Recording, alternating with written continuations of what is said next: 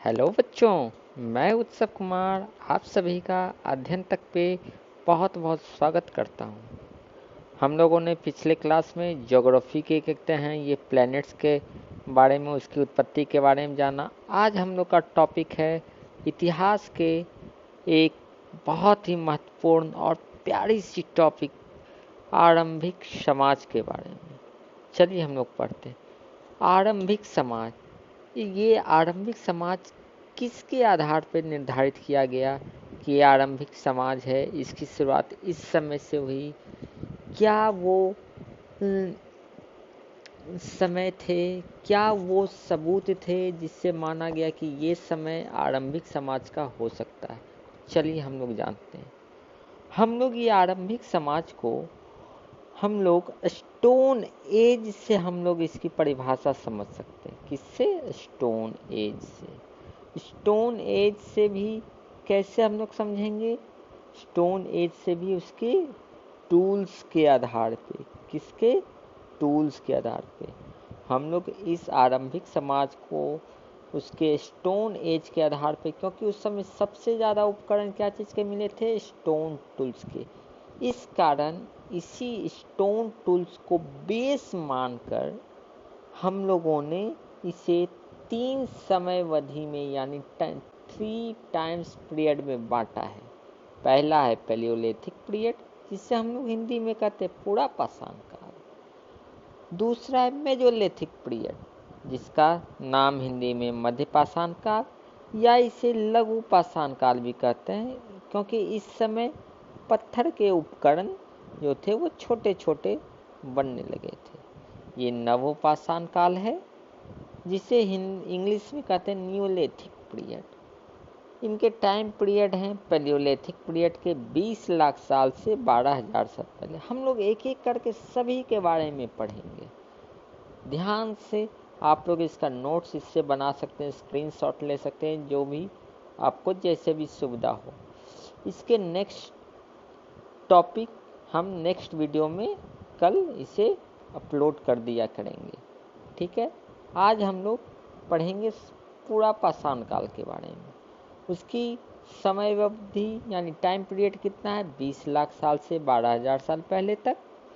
Mesolithic period यानी मध्य पाषाण काल की है 12,000 साल पहले से 10,000 साल पहले तक। न्यूलिथिक पीरियड से 10,000 साल से अभी तक, यानी कोई निश्चित नहीं, इसका मान लिया गया अभी तक। चलिए हम लोग अब आगे चलते हैं।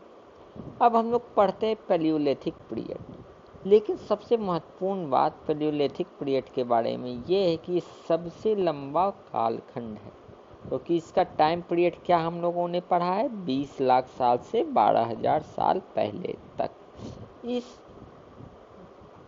टाइम पीरियड के आधार पे हम लोगों ने इससे कहा कि this is the longest period of the history and main characteristics of this Palaeolithic period is that the human learn maximum in this period, यानी मनुष्य ने सबसे ज़्यादा इसी समय में सीखा है। किसके समय में? पैलियोलिथिक पीरियड में, यानी पूरा पाषाण काल में। चलिए अब हम लोग जानते हैं पूरा पाषाण के बारे में। पूरा पाषाण काल की एक विशेषता ये मानी गई कि इसे हिमयुग से तुलना की गई। हिम मतलब क्या होता है? बर्फ। युग मतलब समय। ठीक है, यानी बर्फ के समय। ये बर्फ के समय से क्यों इसकी तुलना की गई? क्योंकि उस समय तापमान कम था। तापमान कम होगा तो इसका अर्थ क्या हुआ? ठंड होगी, और ठंड होगी तो उससे का क्या प्रभाव हुआ? वो ठंड थी, तो इस कारण से वनस्पतियां कम होती हैं खाने, और जब वनस्पतियां कम होगी तो खाना की कमी होगी, क्योंकि हम लोग जानते हैं कि ठंड में कम बारिश होती है, और जहाँ बारिश नहीं होगी वहाँ क्या होगी? आपको फसलें कम होगी, वनस्पतियां कम होगी, जंगल कम होंगे। ठीक है, इस कारण से तापमान कम हुआ। किस युग की बात मैं कर रहा हूँ? पूरा पाषाण काल के युग में। उसकी तुलना किससे की गई? हिमयुग से, क्योंकि उस समय ठंड कम थी, ठंड बहुत ज़्यादा थी, क्योंकि तापमान कम था, और इस कारण से वनस्पतियाँ कम थी। बहुत ही महत्वपूर्ण बात है, आप देखिएगा कैसे वो रिलेट होगा। वनस्पतियाँ कम थी, जिसके कारण खाना की कमी हुई। और ये वनस्पतियाँ कम क्यों थी? बारिश के कम होने से, क्योंकि ठंड में बारिश कम होती है, ये हम लोग जानते हैं। जब प्राकृतिक खाना और प्राकृतिक वनस्पति कम होंगे तो क्या होगा? इस कारण से मनुष्य शिकार करना शुरू किया। समझे? एक आप लोग के चैप्टर 1 में है कि इसे गैदर्ड एंड हर्ड शिकारी कहा गया, यानी आखेटक संग्राहक शब्द का प्रयोग किया गया। वो क्यों शिकार करने के लिए मनुष्य मजबूर हुआ? ऐसी क्या परिस्थितियां थी कि मनुष्य को शिकार करना पड़ा? तो हम लोगों ने जाना कि वनस्पतियां कम थी। उसका कारण क्या था? बारिश कम होती थी। उसका कारण क्या था? क्योंकि टेम्परेचर कम था, ठंड थी, सिर्फ बर्फ था। इस कारण से उन्हें खाने के लिए, अपने पेट भरने के लिए उन्हें शिकार करने की जरूरत पड़ी। इस कारण मनुष्य ने शिकार करना आरंभ किया।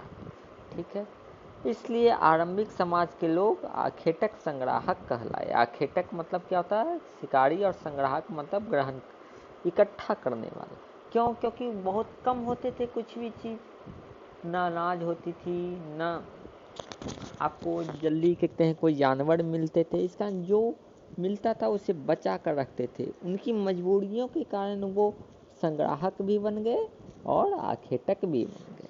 अब हम लोग आगे चलते हैं। आखेटक संग्राहक का मतलब क्या है? जो शिकार से अपना भोजन ग्रहण करते हैं, इकट्ठा करते हैं या ग्रहण करते हैं। ठीक है, क्योंकि जब ग्रहण करेंगे और कुछ बचाएंगे तो इस कारण संग्राहक भी कहा गया। तो खाद्य से अखाद्य पदार्थ को तय करेंगे। ठीक है, तापमान कम होगा तो खुले में नहीं। अब हम लोग पढ़ेंगे, ये देखिए, ये बहुत ही महत्वपूर्ण चीज है। हम लोग जानते हैं घर में रहने की क्या क्या, क्यों हम लोग घर में रहते हैं, इसका कारण क्या था? इसका जवाब यहाँ से मिलेगा। तापमान कम होने के कारण खुले में हम नहीं रहेंगे, और ठंड से बचना पड़ेगा, तो बचाव हेतु आश्रय के लिए हम लोग किस किस का हम लोग क्या क्या टूल्स का प्रयोग करते थे, या कहाँ कहाँ हम लोग रहते थे? तो पेड़ के छिद्र में या पहाड़ की गुफा में रहते थे। अब आप लोग को समझ में आ गया होगा कि क्यों हम लोगों को घर की यानी छत की जरूरत पड़ती थी या पड़ती है। उसका कारण क्या था? कि तापमान कम थे, तो इस कारण शरीर ढकने के लिए या शिकारी जानवर से बचने के लिए उन्हें कोई न कोई, कहीं न कहीं उनको रहना पड़ेगा, किसी न किसी छत की तलाश में, या कोई न कोई छत चाहिए। तो उस समय छत का काम कौन किया? पहाड़ की गुफाएं या पेड़ की छिद्र। चलिए, अब इस जो पहाड़ की गुफाएं मिली है, पेड़ की छिद्र मिली, इसके सबूत क्या? हम कैसे कहेंगे कि हाँ ये सब चीज मनुष्य गुफाओं में रहता था या पेड़ के कंदराओं में रहता था? चलिए हम लोग जानते हैं। देखिए, हम लोग कहाँ से मिला है पहला सबूत? भीमबेटका से गुफा के साक्ष्य मिले। ऐसी ही गुफा के साक्ष्य दक्षिणी उत्तर प्रदेश के बेलन घाटी से भी प्राप्त हुए। यानी बेलन घाटी में कहाँ से? मिर्जापुर सोनभद्र के इलाके से। भारत में गुफा में रहने का प्रारंभिक साक्ष्य कहाँ से मिला? भीमबेटका से मिला। इन गुफाओं के दीवार पर भित्ति चित्र, यानी दीवारों पर जो खोद कर बनाए जाते हैं, रॉक पेंटिंग इसको इंग्लिश में कहते हैं, वो मिले हैं। यहाँ इन चित्रों पर क्या चीज मिला है? तो इन चित्रों पर ऐसे जानवर के चित्र बनाए गए थे कि किन किन चीजों को खाया जा सकता है या नहीं। इन चित्रों में ऐसे जानवर के चित्र बनाए गए थे किन किन चीजों को खाया जा सकता है या नहीं। भीमबेटका कहाँ है? नर्मदा घाटी में है। और आरंभिक चित्रकारी के साक्ष्य कहाँ मिलेंगे? भीमबेटका से मिले हैं। और हथियार पत्थर से बने, जहाँ पत्थर मिले हैं तथा आवास भी मिले।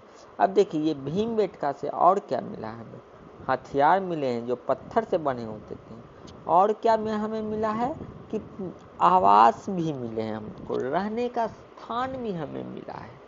अब देखिए, हम लोग उनके जो आवास थे उनको दो भागों में बांटा है, एक उद्योग स्थल, एक आवासीय उद्योग स्थल। उद्योग स्थल जहाँ हथियार बनेंगे, आवासीय उद्योग स्थल फैक्ट्री कम हैबिटेशनल साइट, यानी हथियार एवं आवास बनेंगे, यानी यहाँ मजदूर रहेंगे। ठीक है,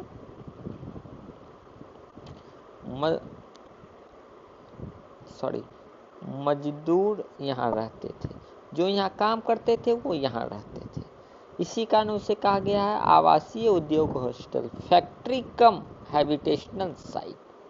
ठीक है, अब एक बात इसमें आप लोग जान लीजिए कि क्यों आवासीय उद्योग स्थल की निर्माण हुई। इस कारण से हुई बच्चों, क्योंकि जो फैक्ट्री में काम करते थे, अगर कोई बिहार में काम करता है तो दिल्ली हिमाचल प्रदेश से तो आएगा नहीं। इस कारण उन्होंने फैक्ट्री के बगल में, पहाड़ों पर, गांव में, वहाँ क्या किए, उस स्थान के उसके बगल में, उद्योग स्थल के बगल में लकड़ियों के जैसे भी वो वहाँ अपना एक आवास बनाने लगे। धीरे धीरे वही क्या कहलाने लगा, आवासीय उद्योग स्थल। आशा करता हूँ आप लोग को अभी तक ये बात समझ में आ गई होगी, अभी तक की। अब हम लोग आगे चलते हैं। भीमबेटका से कहाँ क्या हम लोग को मिला है, आवासीय उद्योग स्थल के साक्ष्य मिले हैं। ठीक है, पूरा पाषाण काल के लोग आखेटक प्लस भोजन संग्राहक प्लस हथियार निर्माण करते थे। ये हथियार निर्माण किस पत्थर से बनते थे, ये हथियार निर्माण गुटिका पत्थर से बनाए जाते थे। ये याद कर लीजिएगा, किस पत्थर से, गुटिका पत्थर। गुटिका पत्थर किसको कहते हैं, बालूलू में एक चिकना पत्थर आपको मिलता होगा, बचपन में खेलते होंगे, वही हुआ गुटिका पत्थर।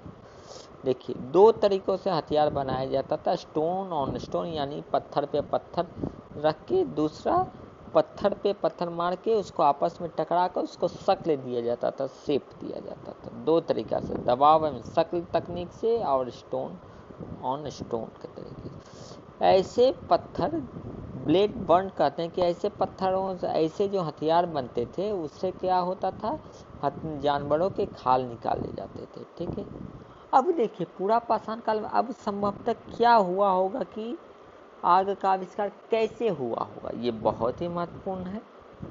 तो देखिए, संभवतः पूरा पाषाण काल में इसकी शुरुआत हुई और मध्य पाषाण काल में हुआ होगा। इसकी हल्की सी शुरुआत हुई होगी पूरा पाषाण काल में, क्योंकि पत्थर से सारा कुछ इसमें बनता था ना।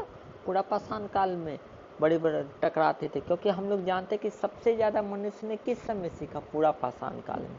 तो इसमें पत्थर से पत्थर हथियार बनाते बनाते चिंगारी लग गया होगा, उससे आग लग गई होगी। तो शुरुआत पूरा पाषाण काल में, और मध्य पाषाण काल के लोग इससे पूरी ढंग से सीख गए आग के आविष्कार। ऐसा हो सकता है कि हथियार बनाने के क्रम में पत्थर से पत्थर टकराने के कारण ये आग निकली होगी, चिंगारी, जिससे आग जल गई होगा। और मनुष्य ने इस चीज को अपने दिमाग में, क्योंकि मनुष्य सबसे बुद्धिमान जानवर कहा गया जो जल्दी ही किसी भी चीज को सीख लेता, तो वो सीख गया होगा।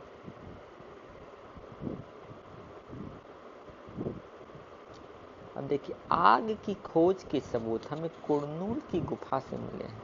कुरनूल की गुफा से कैसे मिले हैं, तो वहां हमें राख के अवशेष मिले हैं।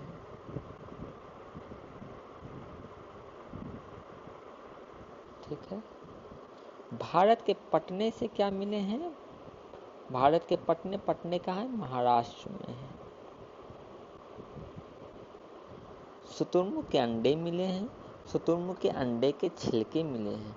ये पटने कहाँ है, महाराष्ट्र में है। ठीक है, ये छिलके में तिरछी रेखा मिली है। इससे क्या पता चलता है, इससे ऐसा लगता है कि ये सिंबल बनाने की कोशिश की गई होगी। एक और चीज कुरनूल की गुफा से मिला है, आवासीय उद्योग स्थल, जिसके बारे में हम लोग जाने हैं। देखिए, समय बीतता जाएगा, जलवायु में परिवर्तन होगी। हम लोग जानते हैं जलवायु परिवर्तन मध्य पाषाण काल में हुआ था, लगभग 10,000 ईसा पूर्व, यानी बीसी में। अभी के मने सोचेंगे तो मध्य पाषाण काल का क्या है स्टार्टिंग पीरियड, 12,000 साल पहले। यानी जलवायु परिवर्तन की शुरुआत कब हुई थी, मध्य पाषाण काल में हो गई थी। ठीक है, ऐसे समय में मध्य पाषाण काल का शुरुआत हुआ, यानी जलवायु परिवर्तन जब स्टार्ट हुई तो उससे हम लोगों ने मान लिया मध्य पाषाण काल। आज हम लोग इतना ही रहने देते हैं, कल के टॉपिक में हम लोग समझेंगे मध्य पाषाण काल। आप लोगों को अगर ये समझ में आई होगी, अच्छे से समझ में आई होगी, आप लोग को कुछ फ़ायदा किया होगा, तो इस चैनल को ज़रूर से ज़रूर शेयर कीजिए, ताकि बच्चों को समझ में आए। बेसिक से मैं पढ़ाता हूँ। आप लोग अगर चाहेंगे, अगर आपकी कुछ सजेशन हो कि इस टॉपिक को पढ़ाइए सर, इस टॉपिक में आप कुछ सुधार कीजिए सर, तो वो भी मुझे सहज स्वीकार होगा। आप लोगों से अनुरोध है कि इस चैनल को बहुत अपने दोस्तों में बहुत ज़्यादा शेयर कीजिए, चैनल को लाइक कीजिए और सब्सक्राइब कीजिए। जय हिंद, जय भारत, नमस्कार।